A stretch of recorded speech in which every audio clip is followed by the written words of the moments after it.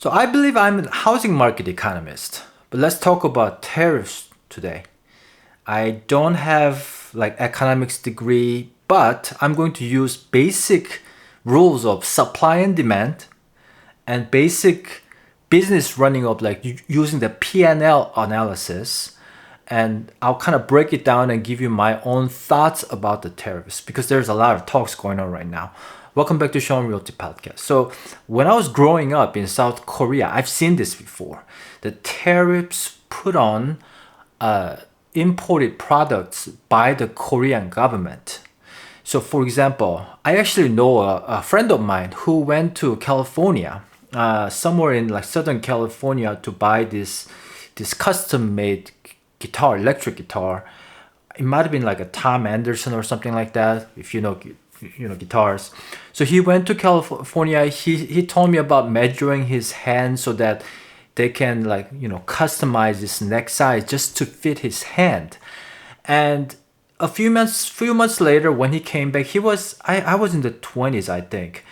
He said the guitar was stopped at the airport at the custom office, and he had to pay like 150% more of the price to get that because they put tariffs on his guitar. And so he had to wait because he had to save money to get his guitar that he ordered because of the high. So the guitar price, my guess is that custom made late 90s or somewhere there, he probably paid close to $3,000 to $4,000. But then that guitar became like $7,000 or $8,000 to take it from the Korean airport, the custom office. I'm gonna go back even further. When I was younger, they were like close to 100% tariff tax on like foreign cars, or there's like probably close to additional 100% on the cigarettes, American cigarettes, right? And they were saying if you use like foreign products, you're like traitor, especially if you use like Japanese products, because Japan's South Korea history, they occupied us, so we didn't like each other that much. We still don't in some cases. So if you use a Japanese product, you're like, people look at you like you're a traitor. You freaking traitor, right? And there was that movement going on when I was growing up, 70s. Especially against Japanese and American products. There are some German products too, but we didn't see that many German products back then. But as a kid, naturally, I wanted to get those like, Japanese toys more because they were so well made, but I didn't want to be a trader. So I'm kind of like brainwashed in some sense. But Korea's economic success from 1960s to 1970s and 80s and until now is based on they made more products. That's the first one. And they exported more. That's the second. And then they had sort of like national support to support the domestic products and somewhat, demonize the imported products. So all those things work for South Korea to become this economic powerhouse. Now let's look at the United States right now. Right now, United States, to me, is like a big old sandbag. It's a richest country that is, in my opinion, abused by the other countries for decades. Hear me out. So when you see these American products, for example, like Apple, they make, a lot of money, right? But the problem is the Apple products are made in, like other countries, China and, Taiwan, now India. When American companies make products outside of United States, to me, that becomes like imported products because the profit, a lot of it is going to be left in those countries. The lost employment opportunities of the domestic United States people, the blue collar workers, that's lost.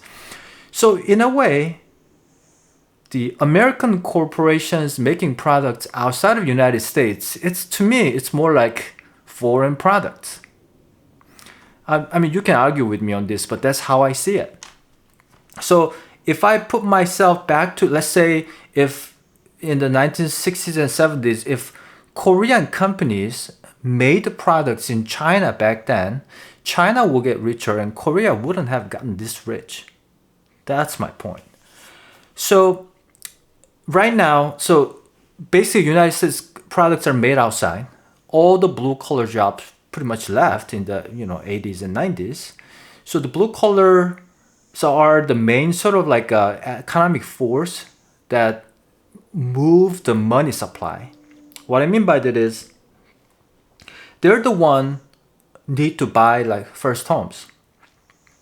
Like the housing market is about 25% of the economy. When the blue collars don't have money to buy their own homes, the money supply doesn't work that well. On the flip side, those big brand names, I'm gonna talk about Apple one more time.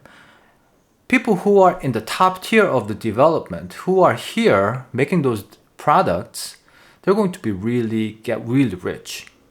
But there's no blue collar job. There's no factories for Apple right now, as far as I know. And so that's sort of like less and less of the benefit of making domestic products when the employment and those wealthy just left the country. That's one of the main reasons why I think in the United States there's a big wealth gap is happening for the last like 30 years, in my opinion. So to me, right now, in 2025, proposed tariff is to find the balance of that system, kind of going back to let's do more of a fair game here, because all the other countries sort of like they put tariffs on American products and they somewhat boycotted American products while they're getting break because there's no tariffs coming from their country to United States. So to me, tariffs is finding the balance between the two and kind of reversing that model. What I mean by that is foreign brand coming into United States and manufacture, bringing back the blue collar job back, and more money, more wealth is staying within the United States, while those foreign brand companies are making less money, which has been the case the opposite. So that's what it is, in my opinion. So it's kind of like a short-term pain and long-term gain for the United States. For example, if I look at the housing market, let's say about 10-20% of the building material is made in other countries. Sure, those prices will go up. That may add to the retail brand new home prices. However, what's the point if there's no blue collars who can actually buy that house? That means there's going to be less demand. The home price wouldn't be able to go that high because there's less demand. That's what's happening right now.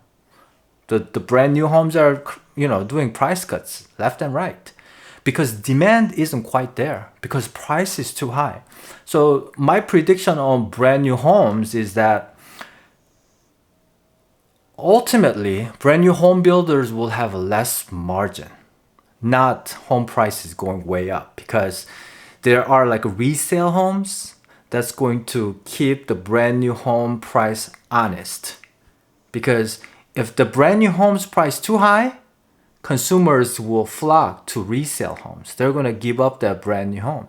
So they have to somewhat make sense of their top price. And that's what's happening right now. I see about $100,000, about $150,000 price cut on about $1 million home in Portland, Oregon right now. So to wrap this up, I mean, I think going back to my childhood, sort of like a nationalized slogans of like patriots use domestic products. If you use foreign products, you are a traitor. That's too far off in this country because we're so used to using Chinese-made products through Amazon. I mean, let's face it, that's how we lived for the last 20-some years. Ever since I came here, Walmart was a thing. I didn't know. In South Korea, Walmart, 24-hour open, things are dirt cheap, that kind of thing didn't exist. I'm like, oh, you can actually return after like 25 days? No, no way.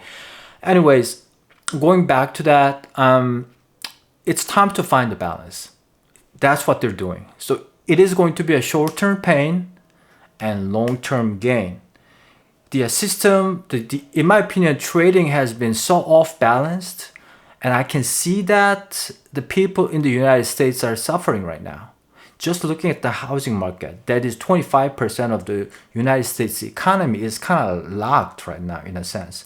We have the lowest the volume of the house sales right now compared to probably the lowest was mid 1990s. We're at that level. Homes are selling, but they're not selling that many right now. So the volume is so low.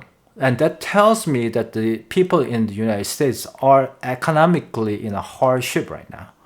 So that's all I have for now. So I hope this tariff is going to be, painful, but it's going to be painful for the whole world, not just the United States. I guess that's my point. It's like, let's share some pain here. Because China, India, South Korea, I'm from South Korea. I'm gonna call them out too because they're pretty rich. So maybe they can share some of the profits by maybe bringing some of the manufacturing, which I know Samsung has in Texas. There's a manufacturing for the chips, but we need to see that more. And I think it's time to share the wealth and use the United States as a less of a sort of like a sand that you can just punch on and get profit off of. Some people may not like this, my thoughts here, but that's my opinion. If you have any thoughts or questions, leave a comment below. But anyways, thanks for watching. Hit the like button if you like this video. Bye now.